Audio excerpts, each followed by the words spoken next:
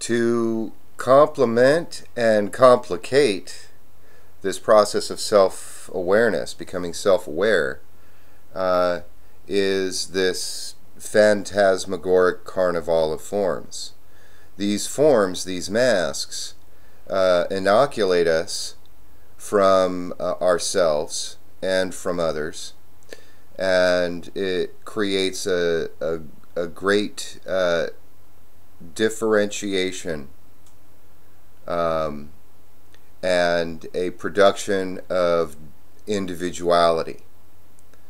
So it looks as though there are all these individuals separate from each other,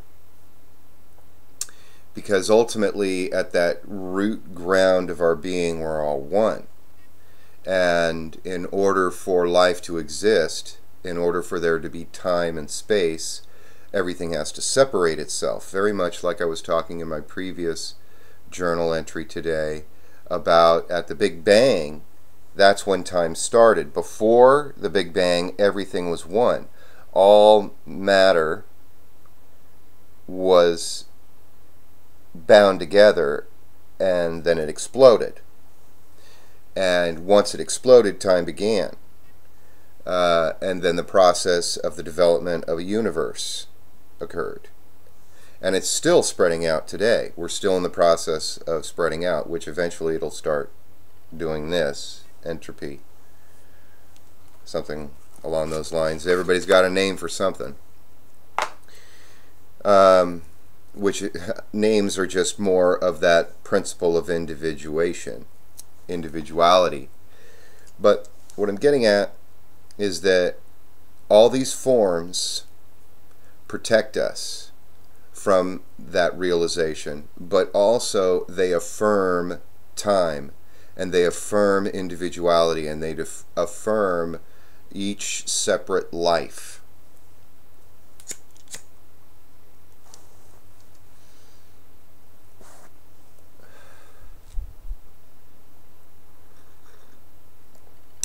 And what Stanislav Grof found was that in the acid trip, these masks are changed, and our perspective of the masks are changed.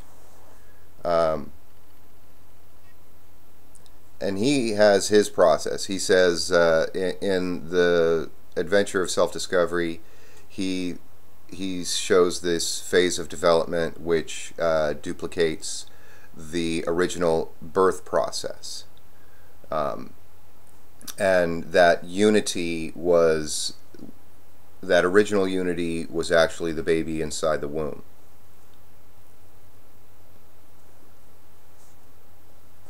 What I'm getting at is that the forms want to affirm themselves. The separateness and the alienation and the individuation wants to affirm itself, because that creates time. That affirms time and space. That affirms life. When everything is unified and one before the Big Bang, so to say, one cannot say that there is life. One cannot say that there is time, because there is nothing. It's a great nothing, because all is one. And an acid trip can take a person into this realm of oneness and unity, in that the forms become hallucinations, and it's consciously experienced as a hallucination. Many people that take acid knowing that it's going to create a hallucination. However, the experience of it can change the conscious view of the world as just a bunch of masks, and underneath those lies a secret to be revealed. And everybody can go through this in a different way, and I don't recommend taking acid. I don't think it's necessary. I think you can just simply read some great authors and experience another reality that way, and understand through art how to manipulate these forms, these masks that are put on and taken off. But coming to the awareness that life affirms itself through having these masks, and that it is also protecting itself from these masks being taken off. Coming to this understanding, for me, I can expand it into a larger view and realize, our conception of ourself is but a mask, and there is something underneath that. And we can go through some large life-changing event, and then our conception of ourself is changed. And if we forget or don't ever realize that that is the process of life, life is change and growth, then we can feel abused or neglected, like we were wronged. And this stems also back to one of my main ideas, that we bring justice to the world. There is not justice inherent in the world, even though people like to think of a Darwinian view, survival of the fittest, which a lot of people I've heard have mentioned has been disproven.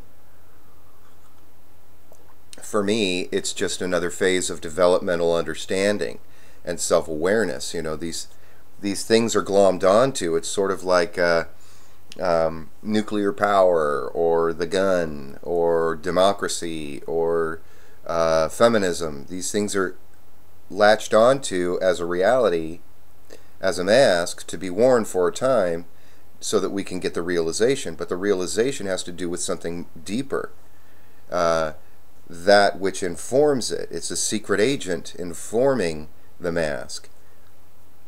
And if we get caught up on the surface, well, we're affirming life, and we're protecting ourselves at the same time from having the realization of a genuinely authentic self-awareness, that we are all one, and that these forms are just masks put on and taken off in time.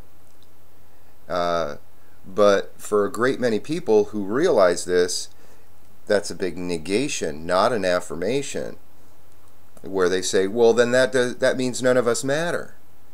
And I have come to understand myself that this has to do with the developmental phase of being able to digest our realizations. There are certain realizations that we just can't swallow, that we throw back up and say, no, I will not accept this. And I feel, from my experience, what I've learned and what I've seen, that it really depends on our own innate constitution, what we can digest. We may not be able to digest certain things.